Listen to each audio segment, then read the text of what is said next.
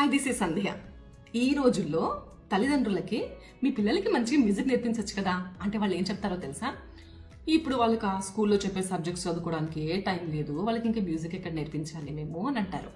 వాళ్ళకి మ్యూజిక్ పెట్టే టైంని ఇటు సబ్జెక్ట్ మీద పెడితే వాళ్ళకి ఇంకొంచెం ఎక్కువ మార్కులు వస్తాయి కదా, ఇంకెక్కువ చదువుతారు కదా అని లాజిక్ చెప్తూ ఉంటారు.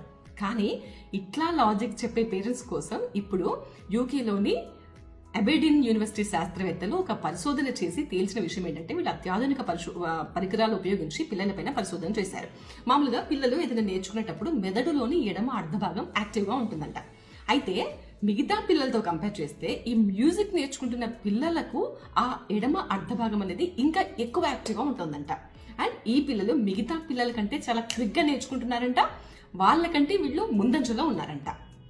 సో ఇవన్నీ కూడా మనకు అబెర్డీన్ శాస్త్రవేత్తలు చెప్పక ముందే తెలుసు, కానీ ఇవేంటంటే విత్ ప్రూఫ్స్ వాళ్ళు నిరూపించారనమాట.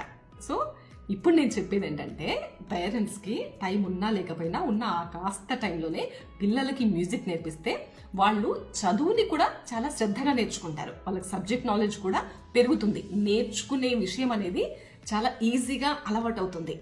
అండ్ మీరు గమనించండి, మ్యూజిక్ నేర్చుకున్న పిల్లలు మిగతా పిల్లల కంటే యాక్టివ్గా ఉంటారు, ఎప్పుడు ఎనర్జెటిక్గా ఉంటారు, వాళ్లకు ఉన్న దాంట్లోనే సంతోషంగా ఉండడం ఎలాగో తెలుస్తుంది. నా ఫ్రెండ్ మ్యూజిక్ నేర్చుకుంటుంది, తను అనిందనమాట, మొన్న మా ఫ్రెండ్ ఎవరో 2 ఇళ్ళు కొన్నాడనంట, నాకు నవ్వొచ్చింది, నేను ఒక మ్యూజిక్లో ఒక రాగం నేర్చుకున్నాను, వాళ్ళకంటే నేనే రిచ్ అని అనిందనమాట. అంటే అంత హ్యాపీగా ఉంటారు, ఉన్న దాంట్లోనే హ్యాపీగా ఉండడం ఎలా అనేది వాళ్ళకి తెలుస్తుంది. మంచి కిక్ ఇస్తుంది కూడా తెలుసా మ్యూజిక్ నేర్చుకుంటే. నేను ఒక 1 month నేర్చుకున్నాను, బట్ నాకు టైం లేక నేర్చుకోలేకపోయాను. బట్ మీకు ఏ మాత్రం అవకాశం ఉన్నా కూడా మ్యూజిక్ మాత్రం ఖచ్చితంగా మీ పిల్లలకు నేర్పించండి, వాళ్ళు చదువులో కూడా ఖచ్చితంగా చురుగ్గా ఉంటారు.